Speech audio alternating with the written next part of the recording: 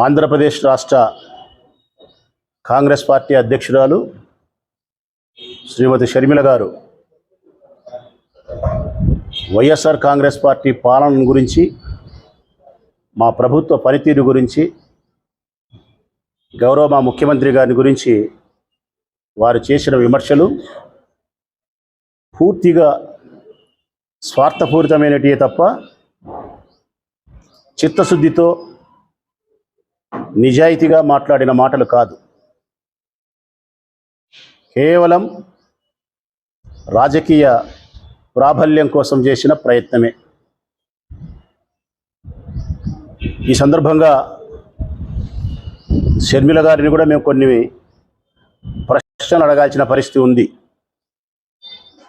ఈ ప్రధానమైనటువంటి అభియోగం గౌరవ ముఖ్యమంత్రి జగన్మోహన్ రెడ్డి గారి పరిపాలనలో ఈ రాష్ట్రంలో దీపం పెట్టి వెతికినా అభివృద్ధి కనిపించలేదని చెప్పినారమ్మా. మీకు కనిపించలేదా అని అడుగుతా ఉన్నా నేను. ఈ రాష్ట్రంలో అభివృద్ధి తెలుసుకుంటారు. రెండవది, మీరు మాట్లాడిన మాట అభివృద్ధితో పాటు ప్రాంతీయ పార్టీలకు అధికారం ఇస్తే అహంకారం వస్తుందన్నారు. నేను ఎవరు వదిలిన బాణాన్ని కాదన్నారు మీరు. ఒకప్పుడు జగనన్న వదిలిన బాణాన్ని అన్నారు మీరు. నువ్వు జగనన్న చేతుల్లో ఉన్నంతసేపే పదునైన బాణానివి. జగనన్న చేతిలో నుంచి మరొకరి చేతులోకి పోయిన తర్వాత నీ బాణం పదును తగ్గుతుంది.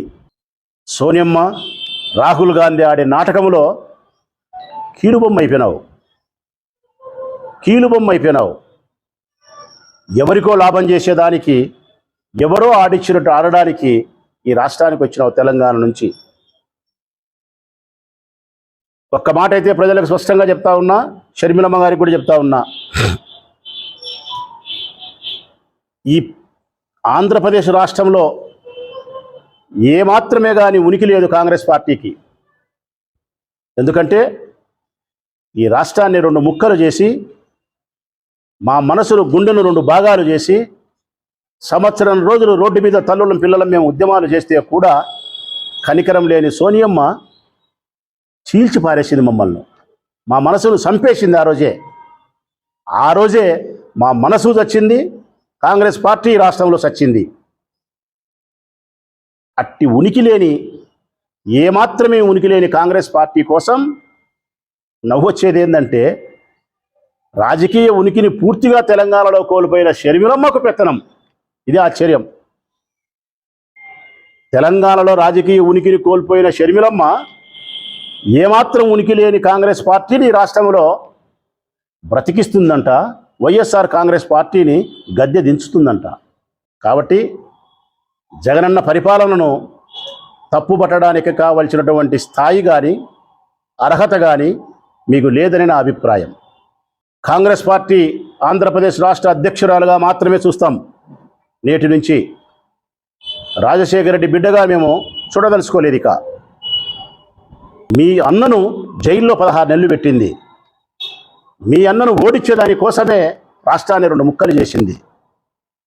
మీ అన్నను సర్వనాశనం చేసేదానికి, మీ కుటుంబాన్ని సర్వనాశనం చేసేదానికి కంకణం కట్టుకున్నటువంటి సోనియమ్మ పంచను నువ్వు చేరిన తర్వాత నిన్ను రాజశేఖర రెడ్డి బిడ్డగా మేమెట్లా చూస్తాం? సోనియమ్మ పెంపుడు కూతురుగా చూడాల్సి వస్తుంది ఇక నేటి నుంచి మేము.